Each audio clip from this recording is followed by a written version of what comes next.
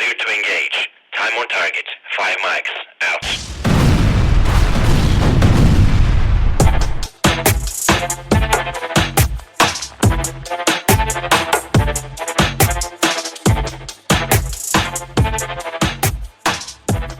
All right, everybody. Welcome to Crosstabs, the first episode. I'm Reagan Knope, a political consultant living in Albany, and my co-host is here, Brian Iverson. He's a political consultant and advisor in Prineville. How are you doing this morning? I guess it's this afternoon, Brian. Yeah, well, who knows when people listen to the podcast, so we'll have to just go with the today. Today I'm doing great, Reagan. We're excited to, I think, try out this new venture into Crosstabs and really kind of dive a little bit deeper into politics in Oregon, is where our focus is going to be. I think we'll dive into other interesting political theater that we see throughout the country, as it kind of comes throughout this year, especially this election year. I think there's so many people talking about Trump, Biden. I kind of feel like we're going to leave that alone, but I do like us to maybe dive into some, U.S. Senate race. There's some races that are going to be just super interesting around the country because, one or two? Is it two votes? One vote in the U.S. Senate? It's 51-49 right now, so it only takes one to tie it up with the vice president and then two to flip the chamber. So we need two, is what you're telling me. Yeah, I mean, depending on what happens, you right? really want to be safe. You don't really want to count on, because the presidential race is going to be a brawl down to the finish and probably going to be a couple thousand votes in a couple of states. And you want to make sure your Senate majority is solid and no one can mess with it. So I think, Brian, the thing I'm thinking about with crosstabs, right, we should probably explain that. When you get a poll, you get two pieces of the poll. You get the top line, which is basically the summary of the results. But then you've got the crosstabs, and the crosstabs take your questions and break them out by groups. And it could be where the people live, how old they are, their party, their gender, all that stuff. And so it sort of gets into the nitty gritty to kind of see what people are thinking, because they don't act like a monolith. The Republican and Democratic parties don't operate like a monolith. Different age and gender voters have different priorities. And so that's kind of what we're going to get into, is there's all this subject matter, all this political talk that happens between the lobbyists, the staff, the legislators, all these different people. And a lot of it is widely known information that you can figure out, but it's just not, you never see it, or you hardly see any of it in journalism except from time to time. So it's really hard to stay and get all this information and stay informed without somebody to teach you. And so, I mean, that's what I tried to do back when I started blogging and tweeting about all this stuff. And I want to get a level deeper on the political talk. And I think, you and I have some qualities that we're uniquely kind of qualified and plugged in to talk about some of this stuff. We'll have some guests, I think, that will be plugged in. If anybody can come on, if we can convince anybody, but we'll see.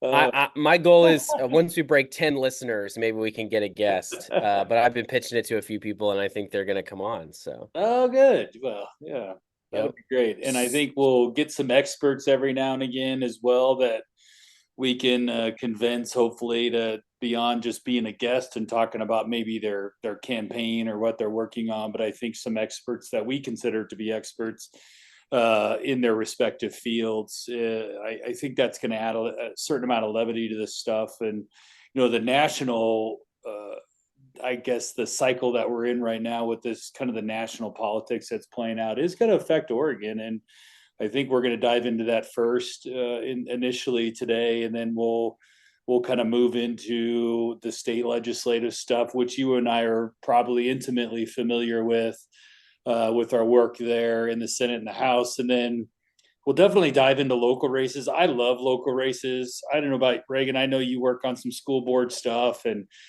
fire boards and levies. And, I just love speed bumps in front of your house, man. I mean, there's nothing more personal than a local school board race. We were both in some pretty hotly contested ones a year ago, really about this time, which turned out, we both won, which was kind of nice for both of us. But those local races can be very interesting, and they can be very telling on where a community is pointed and going. So I would love to deep dive further into that stuff as we move through the summer as well. Well, it sounds like you've already planned a couple more episodes for us, so I guess we'll have to do I this more did, than yeah. once. Look at I've that. never All been right. told that I'm afraid to say a few things, so I think I got lots to say. Well, that should make for a pretty good podcast, Brian. So I want to kind of do the thing, and I'm trying to think of a new word to do this, but goodness gracious, in the legislature, you hear the term level set often, and it really makes you want to die because of how often you hear it. But we do need to set a foundation, a baseline for what we're talking about. So we've got these May primaries. So the May primary is held technically on the 21st. It is it's the third Tuesday, I think is how it is set. So every third Tuesday in May of even numbered years, you have a primary election. And that primary election is primarily for the Republicans and the Democrats, but there's some nonpartisan races that'll appear on these ballots. Local districts can put levies on these ballots for funding and stuff like that.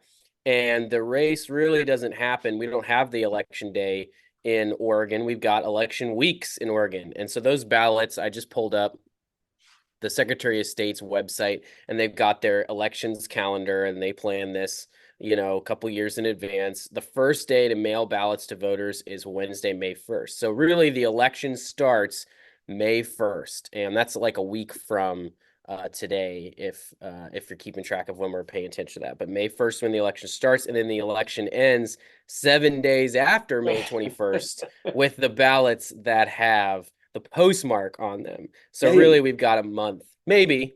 Yeah, we can really talk have about 30 that. days from May 21st to certify the ballots. Yep. So there's basically a month-long election in May, and then we do it again in November, right? So if you're just getting started campaigning, you are already done because you should have had your plans set. In another state, you could start campaigning the month before election day maybe and be okay, but here in Oregon, you have to have your plans ready to go. And so these campaigns have been planning, even though nobody's paying attention to elections. I kid you not. Hardly anybody's paying attention to elections. They will finally pay attention when they get their ballots, right? But the campaigns have been at this for months and months if they're good. So let's talk about all the big races. And when I say big races, I think of statewide positions because there's just some gigantic turnover in the statewide positions, and then also Congress with a couple of key congressional races. So the statewide, you've got Secretary of State, State Treasurer, and Attorney General. So the current Secretary of State, Lavon Griffin-Lavad, is not running. She was appointed to fill disgraced Secretary of State Shemia Fagan's role, and she committed not to run again, and so that is an open seat. Treasurer is currently Tobias Reed. He's termed out, so term limits apply to every statewide position except Attorney General, strangely enough, because Attorney General, I believe, is created in statute, not in the Constitution. Fun fact for you, Brian. And then the Attorney General, Ellen Rosenblum, is not seeking re-election. So these three positions are up. And because we're a Democrat-dominated state, this is really a big opportunity, mostly for the Democrats. We'll see in November how close the Republican candidates can make it. But for the primaries, at least, these are hard-fought primaries amongst Democrats because they're hoping that the voter registration edge really puts them at an advantage. So what I want to do, Brian, is I just want to talk you through, I'll give you the list of the candidates, and then you can kind of tell me how you think those races are playing out. And then I'll tell you if you got anything wrong. So, okay. So for Secretary of State, you've really got two key candidates. And I mean, we can mention the also rans, but there's really two candidates that are competing for this spot. It's Tobias Reed, who is the current state treasurer, and James Manning, who's a state senator from the Eugene area. So tell me, Brian, what you think about the primary as it's gone so far for Tobias Reed and James Manning, and what each of them would need to do maybe down the stretch to put themselves in a position to win this race.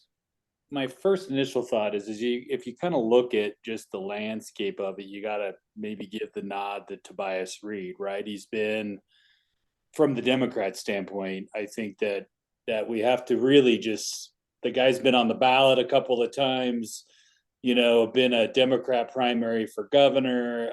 So Democrats have definitely seen this guy on the ballot numerous times statewide, not just in a smaller district or what have you. I think that it's pretty well respected. I don't think anybody's really kind of been out there saying that Tobias Reed sucks, or quite frankly, that could be his downside. Is also that he's kind of not really outspoken. He's kind of just a go along, get along kind of Democrat. And quite frankly, in the world of Democrats, that is not usually a way to get elected in the Democrat Party today, especially in a Democrat primary. And we'll see that when we start talking about the congressional races. Is the further left you can go, they're running so far to the left. I think they're about ready to condemn Israel any second. But I haven't seen that out of Tobias. I think Tobias has been I think respected treasurer for the most part. I think that there hasn't been a lot of negativity coming out of that office. So I think there's some stuff there. On the other side of that coin, you look at Senator Manning, again, not a whole bunch of super far left kind of stuff coming out of there. Not a lot of raising of money either. I mean, I'm not seeing one of these guys running away with millions of dollars in the bank either. So I don't know why we're not seeing one emerge. And I think it's because they're really not talking about what voters really care about with Secretary of State's race right now.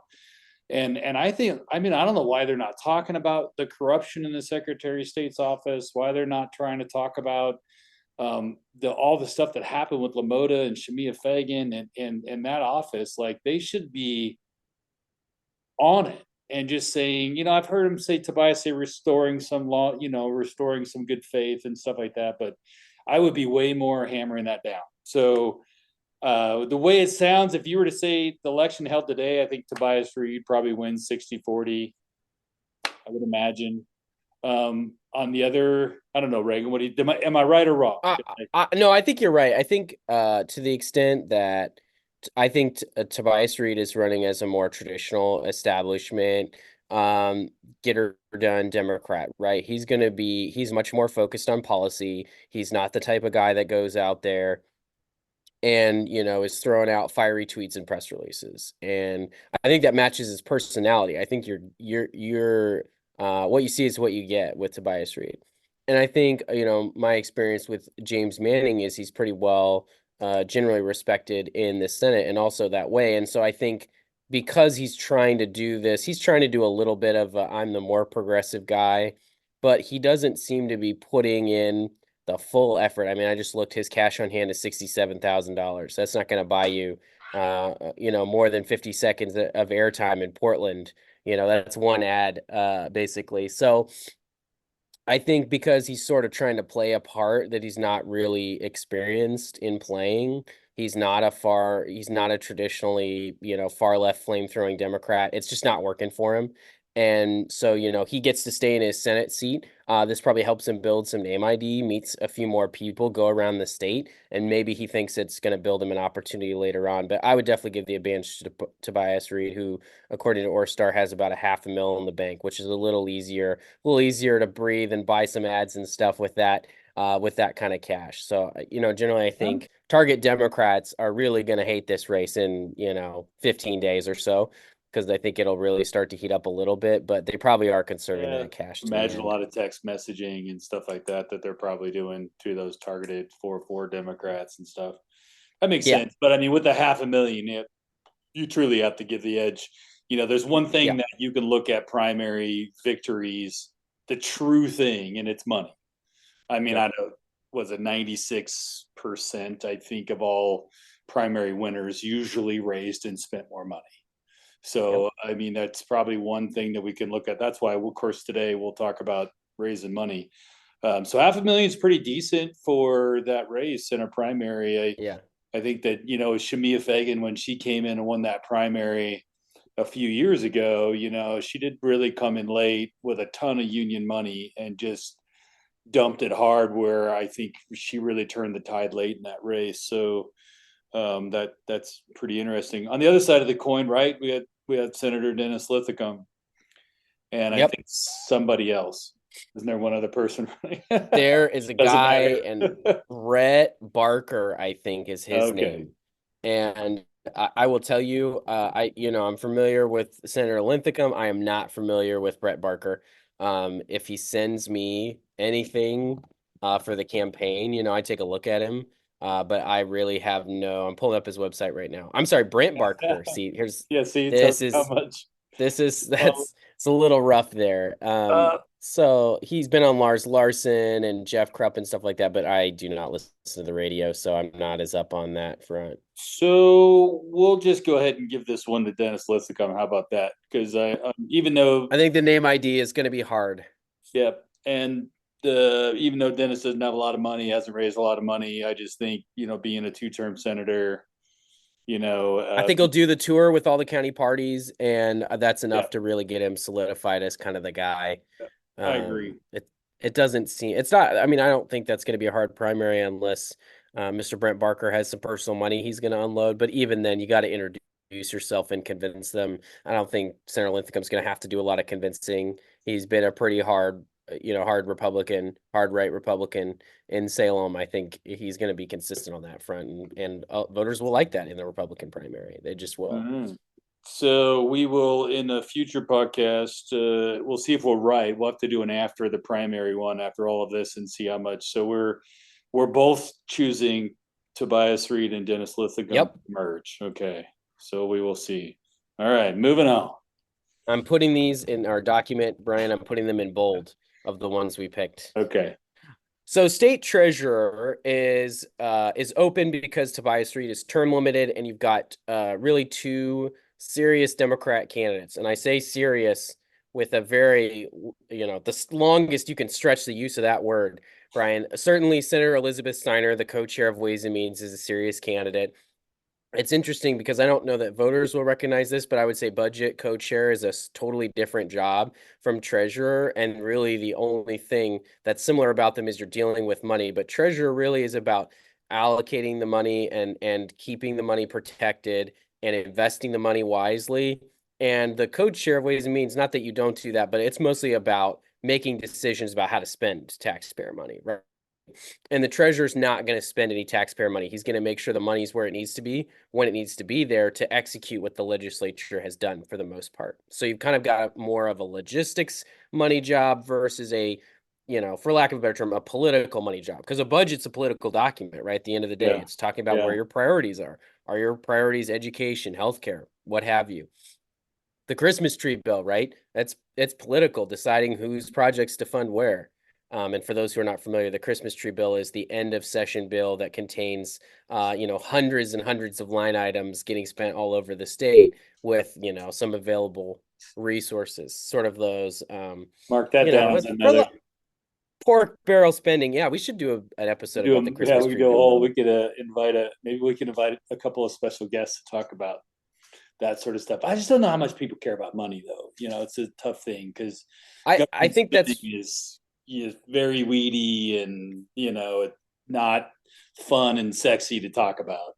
I think nothing like policy is, right? So, but to your point, dollars move policy. So reality is, if we were smarter as Republicans, we would focus more on the dollars, because ultimately dollars affect policy way more than I think we give credit to. So. But anyways, yeah, you're right on the treasurer's race. So we have Steiner, obviously, right, and the other one is, and the Democrat is Jeff Goodman. And what's funny about him is he's run twice before as treasurer or for treasurer, but not as a Democrat. He's running as a Democrat this time in the May primary. Previously, twice, he's won as the Republican. He got very, very close because Chris Telfer and Tobias Reed were also in the race, and they sort of split the vote. Telfer ran as an independent, and Tobias Reed was brand new to statewide office, and Goodman got within a couple of points in that race. And then Tobias Reed ran for re-election 4 years later, absolutely demolished Goodman. It wasn't even close. And so he's taking a different strategy now, which is to be a Democrat. I'm just telling you right now, Brian, I don't think this strategy of flipping parties and changing your policy is really going to convince people they want to vote for Goodman in the primary. But maybe tell me I'm wrong, Brian. Do you see a way that this could work for Mr. Goodman? I'm looking in the archives of my brain to see if this has ever worked for anybody, and the answer is no. So I think that Steiner wins that primary. Goodman, that idea that you can, I think he lives in Lake Oswego, but that idea that you can run as a Republican twice, switch parties, and somehow win. Maybe you could have done that 20 years ago, 30 years ago. I think you could have got away with it when our parties were a little bit more aligned, especially in a primary race, right? Where, you're going to get really more stronger Republicans that vote in primaries and more stronger Democrats that vote in their primaries. So in a world like we live in today, I would say that Goodman would be lucky if he gets 35% of the vote. Yeah, and so he's a former Lake Oswego City Councilor. He's got an MBA in finance from Wharton School of Business. Not that he isn't qualified. I think like that's sort of like what I'm seeing from him is like he doesn't come from a political background, and so he's just trying to find the best way that he can to try to serve his treasurer because he thinks he would do a good job, and he probably would do a good job. I'm just telling you, whoever's giving him this political strategy, it doesn't make sense to me, and I don't think it's going to make sense to Democratic voters, and it's going to keep him off the November ballot. And he doesn't have his own money. So at the end of the day, nobody's going to invest in him. The only way he even becomes a voice is if he's got his own $1 million to throw into the race. And if you don't have that, I don't know. I guess you just do it for fun. Might as well. You got to see your name on a ballot now for, I guess, over a decade. So good for on that realm. But Steiner wins that one going away. Game over. And then on the Republican side, we got, good old Senator Boquist, right? So I think that shapes up for a very interesting general election when you have two people that I would probably consider to be some of the most knowledgeable budget writers in the state that I've ever seen going against each other that don't write the state budget. Well, and Boquist, he served on Finance and Revenue forever, and so he's leaving the Senate because of he's barred from running for re-election because of the Measure 113 decision, which was, to prevent walkouts of more than 10 days, basically. And so, I mean, finance, everyone I've talked to in the political sphere is really disappointed that he won't be there because he just knows so much more because he's been there for so long on Finance and Revenue. So I think he's going to be able to talk competently about government finance, and so will Senator Steiner. And so if they get a chance to debate, charge money for that. I'm there. I want to see that. Maybe they won't. Who knows? And me and like their husband and wives. They're campaign managers. That's right. Talk about the most boring general election on the planet. Statewide between Steiner and Boquist from a political standpoint. From a nerd out standpoint, probably fascinating, but voters just are not going to tune into that one at all. At all. And as much as I like them both, to be honest with you, I think they're both actually very competent people, and that one we'll have to dive into that one. I think it'll be kind of fun because hopefully people listening to our podcast are probably nerds like we are. So they'll probably enjoy that debate. But I think the general public that'll be a tough one to sell through, because I would wonder what their messaging would be on that. I mean, that'll be just for you and I and some of the other political consultants out there. It'll be fascinating to see what their messaging is for those two in regards to that race. But I am looking forward to it because I do respect both those two senators, and I think that they got an interesting road ahead of them. Yep. So the next race on our docket is Attorney General, and you've got on the Democratic side, Dan Rayfield. And I apologize because I'm probably going to pronounce his opponent's name wrong, but there's nothing I can do about it. Shaina Maxi Pomerantz is my best run at that one. Rayfield's got an opponent? I didn't even realize. I would say a lot of people will open their ballot and be surprised that Dan Rayfield's got an opponent. It looks like she popped in on filing day.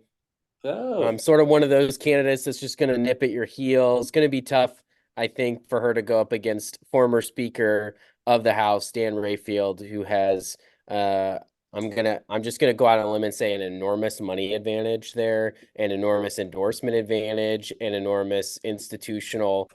He's not been on a statewide ballot before, so this is his first time doing that. But I think to the extent that you're going to be a first time candidate, he's probably in one of the better positions of any first time candidate for, a statewide office in terms of his reputation. I mean, even as speaker, he was one there where while the Senate was just out there falling apart in 2023, he really built a stable house.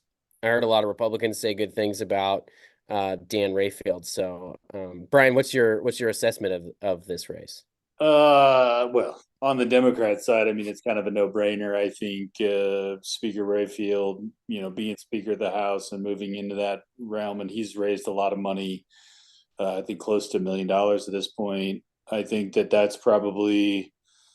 However, I think that the general election year could set up to be probably the biggest headliner, I think, of the state. So I am really looking forward to having an AG's race that's quite frankly worth a shit to pay attention to, because we haven't had one in 12 years, right? So I can't think Yeah. of the last time. So because of our challenger, right? I think Will Lathrop on the R side has really kind of come along pretty good as a candidate. I think he's kind of moved across the state pretty well. I think he's started with the base. He's done some base building.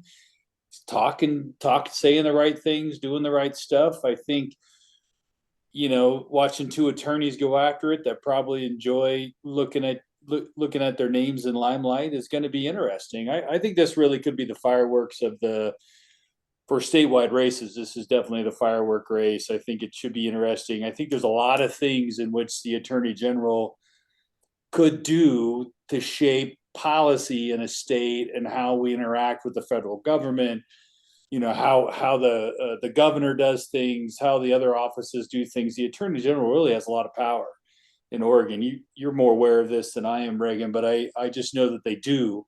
And we've dealt with, from our standpoint, I think from Rosenblum's standpoint, seems like she's just gone along with other blue states and signing on to stuff and doing things and trying to get money settlements and things like that, where I think Rayfield and Lathrop probably both want to use the office in a little more active policy driven role. So that'll be kind of interesting to me. I would say it's sort of interesting because the AG is the top law enforcement officer, but what you choose to focus on really sets the tone. And so, in a political environment, which seems to be, we just did Measure 110 reform at the legislature to sort of bring that recriminalization back. There's a lot of concern, especially with, kind of coupled with the illegal immigration issue that's really popped up in the last couple of years where, here we go. We're already talking about it. President Biden is already talking about he's talking about securing the border with an executive order. And so that kind of coupled with the drugs and the crime aspect, if we have a drugs and crime election, you're right. I think it sort of puts the AG's office in the spotlight a little bit because they're in a unique position to utilize law enforcement resources, coordinate with local law enforcement. And I think that's the thing that people will be most interested in is how are you going to coordinate law enforcement to really crack down on this stuff? Because you need resources, you need them to go together. And if there's cartel activity happening, the AG really needs to drive that in order to make an impact because the local law enforcement budgets aren't big enough to bring all the resources to bear that you need to because the cartels can be a bit dangerous. So I think you're totally right in terms of elevating this race a little bit to qualified candidates. And so, yeah, I agree. Dan Rayfield in the primary for Democrats, Will Lathrop in the primary for Republicans, and then a good race in November. I got a feeling we're probably going to talk about this race a lot this cycle. I love what you just said there about how this race, Will Lathrop's probably going to try to frame it as a crime and police race, all that sort of stuff, Oregon's top cop kind of thing, right? And I think Rayfield, I mean, really is kind of known for election stuff. I mean, in the legislature, it seems like ranked choice voting was this big thing. Campaign finance reform. And he's kind of pushed. I don't really see Rayfield being anything to do with law enforcement, to be honest with you. As speaker, I don't know if he did anything in that realm of stuff. I mean, I think he's probably going to say that he was the one that reformed Measure 110 and kind of make that stuff happen. I would see him probably pushing in that level, but it'll be interesting to see how they frame each other, how this race goes. I'm very curious on the politics of this race, because the AG really could go one way or the other, and it's really going to be who has got the political will to push the other one into their fight. And I think that's really where it's going to come down to. So it should be good. It should be interesting. I don't think Will's got a primary opponent. I think that he's done the work. I even forgot the guy's name. I had his card sitting here, but Michael Cross is Michael his name. Cross. He ran against Rosenblum either 4 or 8 years ago. I just was trying to look that up, and got 40% of the vote right. So that's basically what, if you're a Republican statewide, you put your name on a ballot, you don't campaign, that's what you get. We call that the Joe Ray. 2020. Is that called the Joe Ray Perkins line? Is that what we call it? Well, I honestly, yes, we should call it the Joe Ray Perkins line. And so if you get above the Joe Ray Perkins line, you've done above average, and if you're at or below it, you've done average or below average. That's a good that's going to become one of those things, Brian. In 80 episodes, we're going to have to explain to new listeners of the podcast. Right. So I love that. That's great. All right, we'll put that one in there. I did meet Michael down in Josephine County. I was down there speaking to the Federation of Republican Women down there, and I met him. And nice guy. I mean, he agreed with Will on. They basically agreed together in their primary. So that race will come down to money, and I think Will's got a very strong advantage there, and should pull that one out. So then, just a quick recap. So we got Dennis Tacoma and Tobias Reed, Secretary of State head-to-head. Treasurer race, Senator Steiner versus Senator Boquist, Democrat, Republican head-to-head. And then we'll have AG's race, Dan Rayfield versus Will Lathrop. So, and Brian, I think we've hit the conventional wisdom is kind of, when I talk to people, this is the conventional wisdom about what these races look like in November. So we're not lighting any fires. We're not throwing out any hot takes on these ones. We might have some hot takes here on these next ones, though. Let's do it. Yeah. Well, not the first two. So let's do congressional races now. We'll kind of shift gears and talk about federal congressional districts. So Oregon has 6. We picked up a 6 last cycle, which was redistricting. We had a bunch of people move to Oregon right over the last 10 years, and that got us to another congressional district. So statewide, right, everybody, they got to vie for 4 million voters. Congressional districts have 6, and there's somewhere around 800,000 or so voters in each of these congressional districts, give or take. So they are big. It's a big population swath, and in Oregon, that means 3 of them probably touch Portland, which is what we have, and then 3 don't, right? So in the way that redistricting went, Democrats were in control. I think they thought they had a pretty slight advantage in 5 and 6, and I think what we found was both 5 and 6 became pretty decent barn burners last cycle, and I think we're seeing that again this year. So that's kind of my overall take. Starting at the bottom, CD1. It's only just because of numerical bottom. Bonamichi's running again. She's got 500,000 on hand, not doing anything. I mean, I looked online to see if she's doing anything, and I'm just seeing not really even raising a whole bunch, just kind of there, right? So I'm not going to waste any time. Reagan, you have any thoughts on CD1? That's basically West Portland, Beaverton, heading out that way into Hillsborough. There's just no real chance of Republicans winning, and there's kind of no point. I'm on the list of representatives for Oregon from Wikipedia, and they put this Cook Partisan Voting Index measuring how their partisanship towards each party. D plus 18. No, she'll be fine. She wouldn't have to spend a dime to win that by double digits in the primary and the same amount in the general, for sure. D plus 18. All right. Well, then in CD2, we go to the other side of the coin. which is out here 100%. in my neck of the woods, right? So we got Cliff Benz that won in a very hotly contested primary back in 2020. I think you're very familiar with that one, aren't you, there, Reagan? Yes, thanks, Brian. Yeah, that's my favorite ever race, for sure. And man, and people can ask me about it. We could spend a whole podcast going back and rehashing that primary race, but I think the reality was I think Cliff came down, had a long history, won that primary and won that primary. I think there's some people that probably got some, give or take some good or bad with Cliff. I don't have any issues with Cliff. I think he's been fine. He does have a primary opponent, Prineville Mayor, which I know Jason Beebe's running against him. I have a note here that he's raised 0 and spent 0.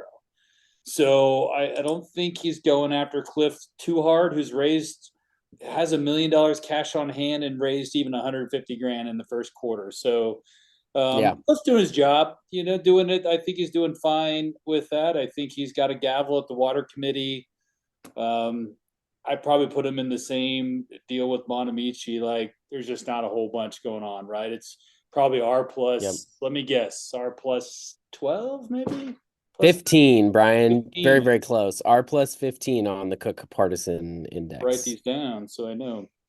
Mm-hmm. Well, the good part is Reagan, now we get to get into the interesting one. So yes. CD3. So CD3, which is Earl Blumenauer's district. I listened to that OPB podcast with you did the homework Democrats. I sent you. Yeah, I did. Good work, Brian. Democrats. Did you know that there's been 3 representatives in this congressional district for the last 70 years? Had no clue, 3. Brian. So if that tells you that this is a D plus, gotta be. It's probably not better than Bonamici's though. I bet you it's only D plus 14. D plus 22, Brian. It is actually better than Bonamici. Wow. Well, so here's the thing. We talk about, I'm going to diverge just for a half second. Yeah. You actually have Salinas' seat in 6. You've got Chavez Dreamer's seat in 5. You've got Blumenauer's seat in 3. And you got Bonamici's seat in 1. So you actually have 4 districts that touch like Portland or Portland suburbs, right? And that is how they really break up and make it so that they can have 4 seats that are Democratic, right? If you were to draw a fair map here, you'd really draw 2 Republican seats, 2 Democratic seats, and 2 competitive seats. And so, which they didn't do in the legislature, and is why the Republicans were so frustrated with the gerrymandering, right? Mm-hmm. So that's why you've got a little bit of this going on. But yeah, Blumenauer's seat is a huge Democratic vote sink, D plus 22. So the winner of the primary is going to win the general election. I really thought, all right, so we got 3 basically Democrats that emerged, and we have Jayapal, who her cousin sister is in Congress already. I'm going to Google this real quick because I get this wrong, but Pramila Jayapal is already in Congress in Washington, and Shashia, I'm Googling right now to double check. We want to be accurate on the podcast for you guys. Well, Reagan likes to be accurate. I just like to throw bombs. So her sister's part of the terrorist caucus is what we like to say, right? Is that what people like to it's called the Hamas caucus, I believe. The Hamas caucus, yeah. So Shashila is the older sister of Pramila, and the daughter of Indian writer Maya Jayapal. Crazy. Okay. She's got $400,000 in the bank, raised $333,000 in the first quarter. Definitely is Multnomah County Commissioner stepped down, right, to run. And then you have Gresham City Councilor Eddie Morales, who's raised $264,000 in the first quarter, and it's got about $250,000 cash on hand. So he's basically at his burn rate. And then you have State Representative Maxine Dexter, who hopped in the race a little late. Cash on hand, again, $226,000, and raised only about $185K in first quarter. First quarter raising matters because obviously that's the money you have to spend right now to win this race. So first quarter ended the end of March. So in listening to these 3, if you haven't listened to that OPB podcast, it obviously wasn't geared towards me, but Dave did a pretty good job in that podcast of really trying to find out what policy difference actually separated these three. And I'm telling you, it was a 40-minute podcast, and I couldn't tell you one policy difference between these three. Brian, I was listening to it and I was kind of interested because normally in a primary, and I'm just thinking about what I know, which is Republican primaries, you're drawing a contrast, right? You're pointing at the other guy and you're saying they're a big government Republican, they want to kill babies, they want to take your guns, like you're looking for anything they're gonna raise your taxes, you're looking for anything to draw a significant contrast. And right now in Republican primaries across the country, it's I love Donald Trump, and this guy said mean things about Donald Trump or whatever, right? So I was thinking, I was like, okay, where's the divide here? Is it going to be on Israel? Is it going to be on, healthcare for all, Medicare for all, right? Where's the policy difference? They worked so hard to make it sound like they were all the same candidate. And I was kind of interested in that. I don't understand that strategy. And maybe it was because it was such a public facing forum that they didn't want it to look like a mudslinging fight. But at the same time, you're not at risk of losing the general election by messing up whoever wins this thing. So why not go at it was my question. And they just never did. I was left underwhelmed, and it was a bummer. I do like, primaries for that reason, because that should be, where do you guys separate yourselves on that political spectrum? On the left political spectrum, even. I don't mind hearing that those differences, and I just saw zero. I mean, so at the end of the day, I guess you vote for, Jayapal, Morales, or Dexter based on who you like. I mean, I don't know. I mean, at that point, I was just like, wow, that's if I'm a Democrat living in East Portland right now, I would have zero idea who I vote for at that point. I don't know. I guess it's whoever reaches them last. Well, and so here's what I'm going to do, Brian. Well, I'm just going to attempt to go deeper for a second, because I think now what you sort of look at is, okay, how could you draw a distinction between these candidates? So I'm going to look at endorsements next, because the money race, nobody's dominating the money race. Yeah. So Shashila Jayapal has Bernie Sanders, and that is sort of the biggest. She's got her younger sister. She's got Barbara Lee Ro Khanna in Congress, right? Maybe some names, Ilhan Omar, right? So you kind of, from that list, you sort of look at it and you go, okay, so she's probably going to step into, I don't know if they call it the same at the federal level, but like their BIPOC kind of caucus, but they really call them the squad, is what they've kind of been named as. And so you think that she's likely to step into that squad position, okay? Then you go to Eddie Morales and you look at his endorsements and you go, he's got a couple of the labor unions, the OEA, the Education Association, and state letter carriers. Some of these are unions I didn't even know you could win. He's got progressive groups and individuals like Stacey Abrams, who ran and claimed the election was stolen from her in Georgia as a Democrat. The Working Families Party. Okay, now this is weird. Our Revolution, Oregon, which is a group that Bernie Sanders started. So you almost see the far left divided. So then you go to Maxine Dexter's and you go, okay, endorsements. You've got Everytown for Gun Safety, UFCW. You've got Hood River County Democrats. You've got Speaker Dan Rayfield, former state rep Jeff Reardon. So she's got Kulingowski and Kitzhopper, former governor, Treasurer Tobias Reed. Like, Dexter clearly exists in the establishment Democrat lane. So here's I'm getting my prediction. Dexter's the establishment Dem.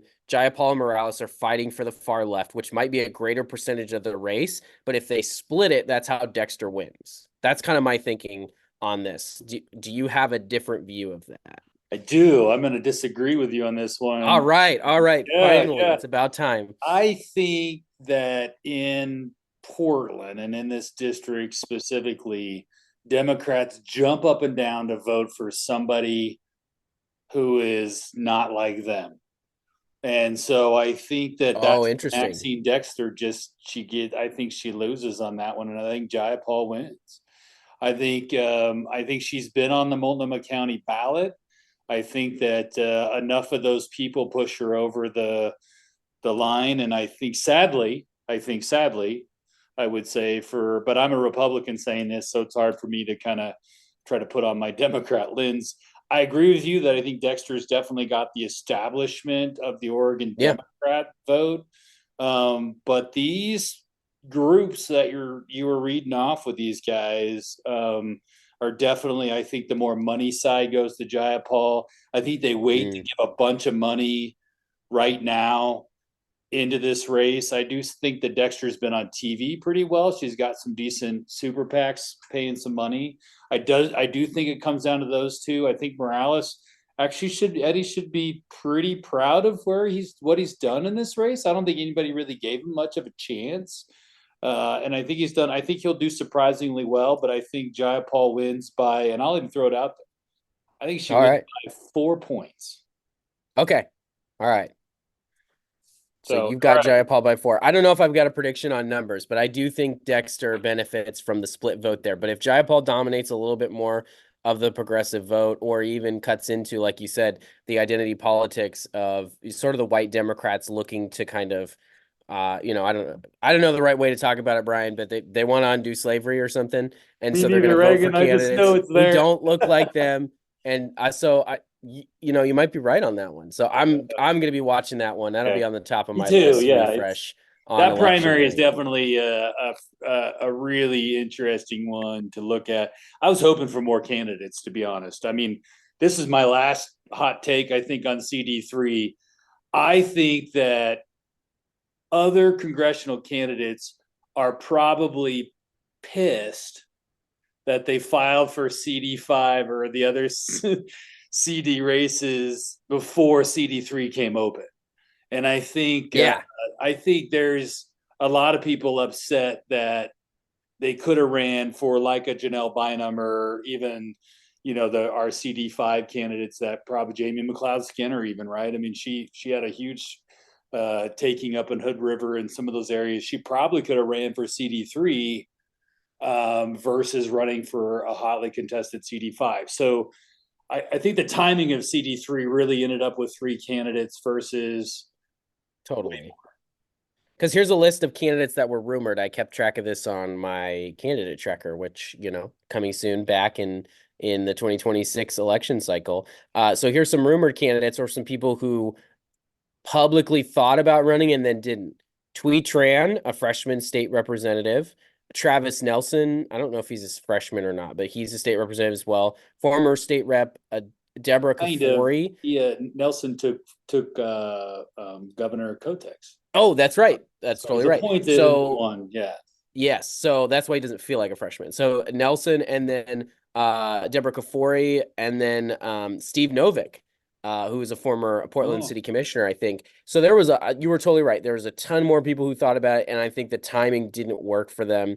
Novick is actually running for Portland City Council again, if I remember right.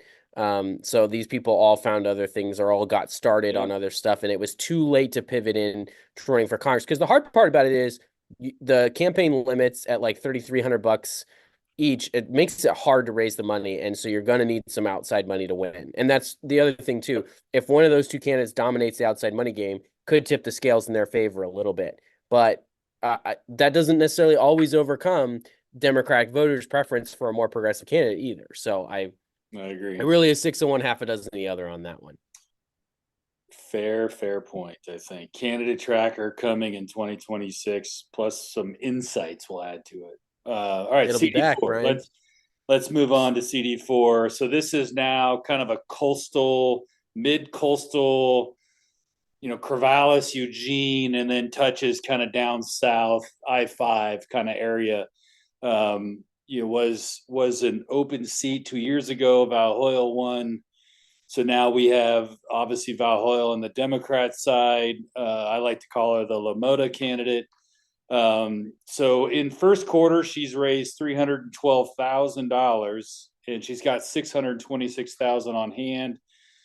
She's totally raised $1.24 million, which is a pretty significant number. So she's actually spent a lot of money over the course of what she's raised during this cycle, which I find pretty interesting. But obviously she's building her war chest for the general.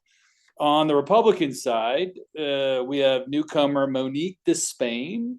She's a lawyer out of Eugene, raised 123,000 in the first quarter, has about 125 cash on hand, so her burn rate to raise is about the same. And then she is running against candidate Amy Ryan Corser, who's been on the ballot before in a different congressional seat, which there's some overlap between this. I think Lincoln County and some other pieces, even in your neck of the woods, maybe. I'm not sure if it came all the way down to there or not, but in redistricting, it kind of moved. So she's only raised $24,000. I think people are looking for a Monique Despain runoff against Val Hoyle in this seat. Who takes this one? Well, it seems like, and I'll just say this, it seems like the NRCC is putting some effort into Monique Despain's campaign in terms of, first of all, they put the CD4 in Oregon on their offensive hit list, and they did it early. I'm looking at the NRCC website. March 13th, 2023, they put Hoyle's seat on the pickup list, and it's a D+4 seat. And so they really, I think the NRCC wants to put themselves in position to win. I think that's why, as you mentioned, Hoyle spending so much money. She's trying to keep herself outside of the range where big money will come in and spend to make this a big fight, right? If you're an incumbent, you want to keep yourself in a position to be as far ahead as you can so that they have to cut this race late in the summer or in the early fall when they're trying to figure out where they're going to spend their limited resources, right? On the Republican side, as I said, NRCC seems a little bit invested into Spain. She's got the endorsement of Speaker Mike Johnson, so I think it's clear who they want to win in the primary. I will say, fun fact about Amy Ryan Corser, she's run in 3 of Oregon's 6 congressional districts. She ran in Congressional District 5 against Kurt Schrader in 2020. Yeah. She ran in the 5th Congressional District primary in 2022. Yeah. And now she's running in 6. So I don't know if she's got a punch card she's trying to finish or what. You and I can take bets on which district she appears in 2026. I don't think that those multiple runs are going to give her enough to get over the finish line here with sort of the establishment that seems to position themselves behind Monique Despain. I will note that Oregon Rights Life has only endorsed Amy Ryan Corser in the primary. Well, really? Huh? Interesting. Yeah. I know that. I do like Amy Ryan Corser. I actually donated to her campaign 2 cycles ago when she was running in 5, I think, at the time. Running against Kurt Schrader. Kurt Schrader, yeah. So she, I think she's great. I think she tries hard. Monique seems to be great. I think both of them actually are solid females. I think Monique's got a pretty decent resume in this race. And I think you're right. I think the NRCC wants to put who they think is a quality candidate, military vet, all those sort of things, right forward. And that'll be interesting. And hopefully we'll get Monique on the podcast and we can have an interview with her and stuff. And even Val Hoyle, I'd love to talk to Val about, what her strategy is. And she's been fairly liked, I think, on I would say the establishment side of the world. So I'd be kind of curious to see where she's at with this district in CD4, because it does carry a lot of rural parts of the state, and I would be kind of curious about that. But we'll circle back to that one definitely over the summer as we kind of work through these congressionals. All right, I think that the indicator that Hoyle is liked among Republicans is normally you see state legislatures run from the legislature for Congress, and you didn't see a sitting state rep, and there's plenty of Republican state reps out there that could run for Congress if they wanted to, and they clearly chose not to, either because they like Val Hoyle or because they knew that she was going to run hard, which she usually does. And so I think that is what required the NRCC to go and recruit a new candidate who's new to politics, as opposed to somebody who has some experience running for office before. Yeah, that's good. Well, all right. So let's get to the fun ones, right? We got 2, CD5 and CD6. So CD5, Lori Chavez Dreamer won, narrow victory against Jamie McLeod Skinner, 2022. Huge race for Republicans. I mean, you could even say today it could have tilted, the way Congress has moved. Lori has done, I think, an excellent job. She's got a $1.9 million in the bank today. Raised, $600,000 just in first quarter. and she's raised a total of 3.14 million. So, I mean, that's a decent amount of dollars. So no real problems with Lori. We're definitely going to be talking a lot about CD5 in that race. And so the fun part is on the Democrat side, really, where we have Jamie McLeod Skinner running again on the far left side of the ticket. And she's raised 313,000 in the first quarter, which is a pretty decent number. Or no, she has 313,000 cash on hand. Sorry, she's raised just shy of 200,000 in the first quarter. And Janelle Bynum, who was state representative, we're aware of, total raised 942,000. She raised 500,000 in the first quarter and about 560,000 cash. So at this point, they both should be burning cash to win this primary. Bynum has been endorsed by every mainstream DCCC outfit you can think of, because they really want Janelle Bynum versus Lori Chavez DeRemer. And JMS is she has been the thorn in Republicans for a while, and now she appears to be the thorn in the Democrats for a while. So what's your take on this, Reagan? I kind of feel like I kind of want to see a Bynum Chavez DeRemer matchup, but I think they would probably, I think Chavez DeRemer probably rather see a rematch because they felt they won last time. So what's your take here? As somebody who cares about historical, political, just, history, historical political history, Brian, that's a totally normal phrase to say. I think you're rooting for the best. If you're rooting for the best possible matchup, it's going to be Lori Chavez DeRemer versus Janelle Bynum. But I think if you're rooting for the Republican win, it's easier to beat McLeod Skinner. I will say there's some folks who think that McLeod Skinner is a slightly stronger candidate because she gets the grassroots more energized. She's been a grassroots Democrat. She's out there, pounding in signs in Bend. I mean, the Bend Democrats, they just go crazy for Jamie McLeod Skinner. And I don't really know why. But she's not a candidate that really speaks to me, right? But there is some of that energy that she brings that does freak some people out. And so I think that, Jamie McLeod Skinner, though, has some problems. She's had some campaign folks come forward and say, hey, she's not a good boss. Greg Walden faced her in 2018. I think this is sort of what started it. She ran up against Greg Walden and, championed the fact that she did better than any other Democrat against Greg Walden, which is not hard to do. That's a low bar. You trip over that bar. At walking past, but she also had some history in her background. She was a city manager, interim city manager a couple times, and had some negative reports from her staff there. So she seems to be a person that has very polarizing views. You either really like her or you really do not like her. Yeah. And I think that's what DCCC is worried about. Is there's some people that love McLeod Skinner, there's some people that can't even deal with her, and some of those people worked on her campaigns. And so I think it scares them because they're worried there's more there. They had to cut this race and got attacked by McLeod Skinner for doing that at the end. And so they just don't want to be in that same position again. I also think the Congressional Black Caucus is really trying to, grow their numbers, and they want Janelle Bynum because she's accomplished state representative, and they think that she would, serve effectively in Congress, and they might be right about that. So I really want to on this one. Winner? Who's your winner? I know that's what I'm gonna go. I'm gonna go against the money because I think Bynum's gonna have the money, but I think the voters are still gonna go with Bynum. I think it could be close, but I think McLeod Skinner's just been on the ballot and starts with such an enormous name ID advantage.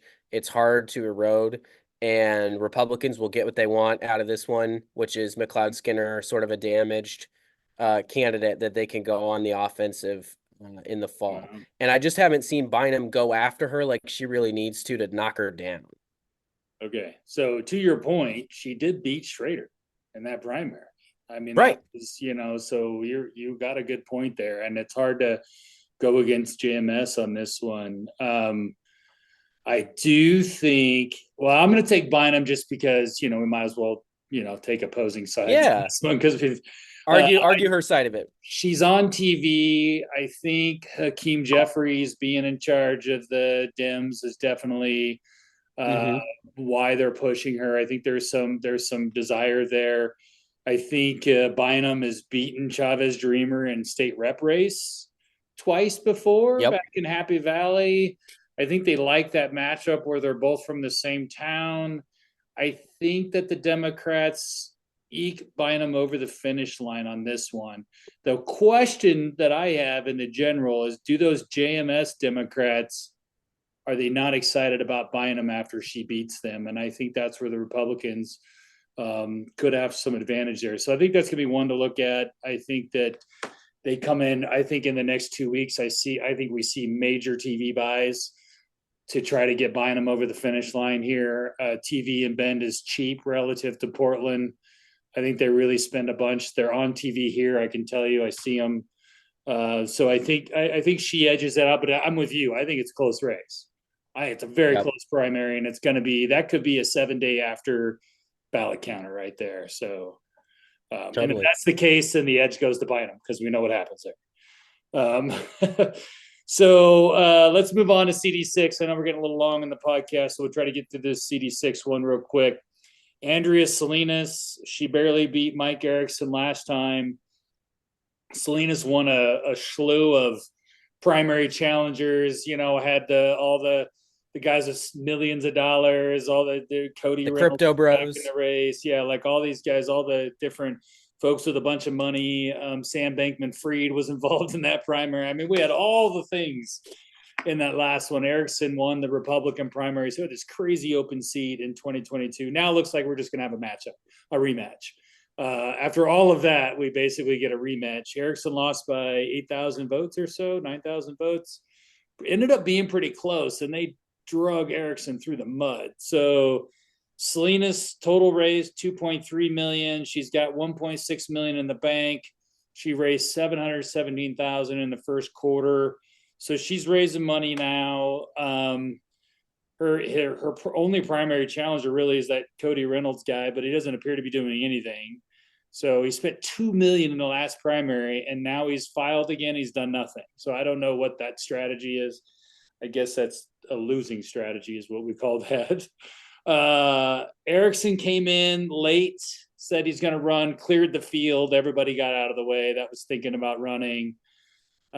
Mike's only raised about 117,000. He loaned himself 2.8 million last time.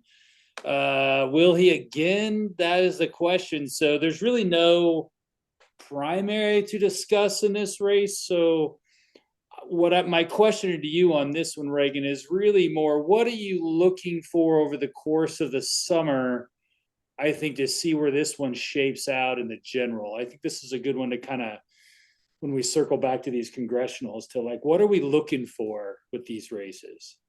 Well, you've got these are the three close ones. You've got Hoyles D+4, Chavez Dreamer D+2 district, and Salinas also D+4.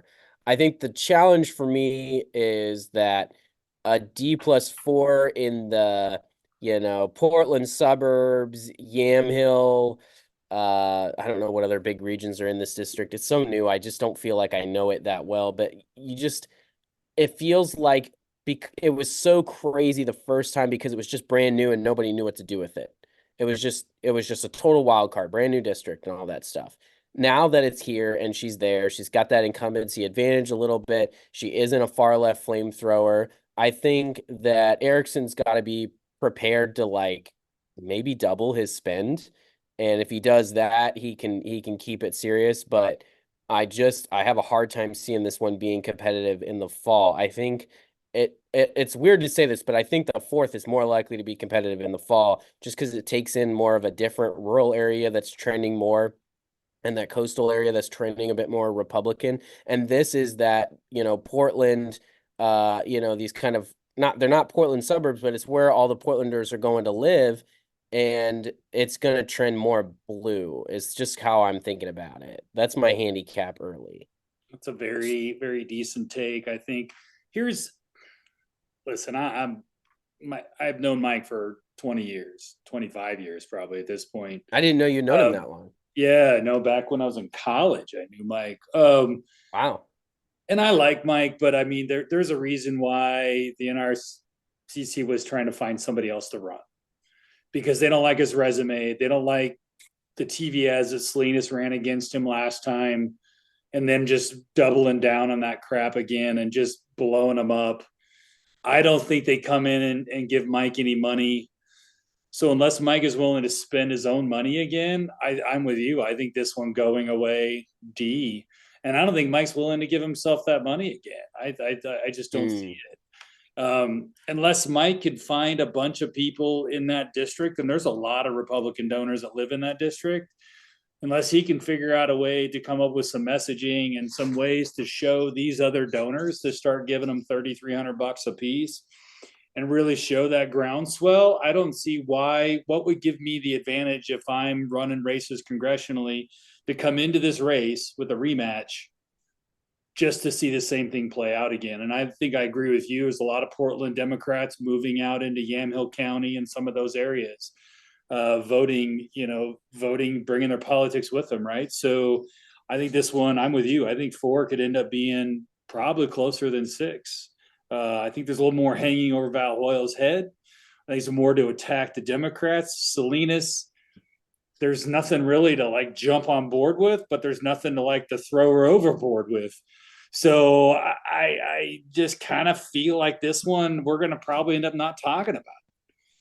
To be honest, I think it's going to be kind of become kind of a nothing race, to be honest with you. So that's of course I'll probably get a call from Mike on that, but that's kind of my take on it. At the end of the day, if we would have had somebody hop into this race that was a new fresh face, a new R that could have brought a new sense of levity and excitement to this CD6 race, I think we could have saw a different outcome here.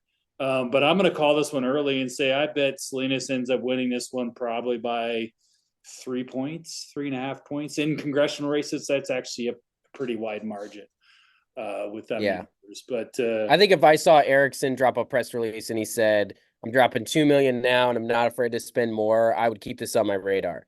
But if you don't know that money is coming, right? And I mean, it allows them to hide it until later, which might be a strategy decision. But at the end of the day, I think for the national groups to make decisions, they got to know he's all the way in. And I think if they don't see the money showing up today, it's hard for them to know if he's all the way in. And I think they'd want to see him raising local money anyway. That's the other thing. Yeah. And I think there's got to be, I think the Republican map out there nationally, and I've followed just a little bit of where we're looking at, but looking at the races that are out there nationally where Republicans are trying to hold and where they have some potential pickups, their holds is pretty deep. The number of holds, they got to spend a lot of money. And then so they're going to be very picky about where they spend their dollars on their pickups. And I just think this one falls down to the bottom of that list, becomes kind of a B kind of pickup instead of an A pickup. So but it's a good idea if Mike was willing to throw in, 2 million, 3, 4 million. I mean, yeah, sure. I think it becomes competitive. Money changes the scenario, but I just don't see it at this point. But prove me wrong, Mike. Prove me wrong. So anyways, that's our congressional take on it. I think we had a couple of where we disagreed on. That'll be on Democrat primaries. We'll see how Republicans political consultants did on Democrat primary handicapping. We'll have some way more fun, I think, in the legislative races that we'll talk about next episode on the state legislative. I'm involved in some of these. You're involved in some of these. So I think we have a little bit more inside takes on some of these. So I would hope everybody would circle back and listen to that podcast. Of course, we're going to wait to put that one out until a little bit closer to the actual May 21st. Because obviously we don't want to give away secrets or anything that we may or may not have. So that's kind of the end of my take. What's yours, Reagan? Final take from you? I think the Democrats. I've said a couple of people this statewide. They're trying to put adults in charge. Tobias Reed's very clearly an adult. Steiner's an adult. Dan Rayfield's an adult. Their real problem is in the next 10 years, they've got a lot of non-adults in the legislature out there trying to throw fire instead of make policy. And I think that is what could change their party and put them in a position to lose the state long term. And I think there's a lot of people on the Democratic side of the aisle, they're strategists, they're longtime party people who are kind of looking at that and they're squinting their eyes, going, "This could be not good." But for the time being, they seem to have picked some pretty strong candidates, and even at the congressional level, for the most part, they're going to do okay. It's that bench that they're building that is very worrisome for them, I'm expecting. Well, on that note, I think we've said it. We've said enough. That's for sure. People can move on to some other podcasts now, or they. But hopefully, you guys will come back and take a listen to Crosstabs again. I've enjoyed this. I always enjoy talking to my friend Reagan Knope, and I think it's fun to dive into this stuff a little bit deeper. Hopefully, we've given you some insight, and feel free to follow me on Twitter at Brian G. Iverson. And Reagan is at Reagan Knope on Twitter. And eventually we're going to put something up at our fancy domain name, crosstabs.studio, because when you do a podcast, you do it in a studio. We're not going to show you our studio, but you can imagine what it looks like. You can imagine that Brian and I have a fun a studio here with, back room and cigars where we make all the decisions. Right, Brian? That's how politics works. Coming soon. Coming soon. Right on. All right. Take care, everybody. Thank you.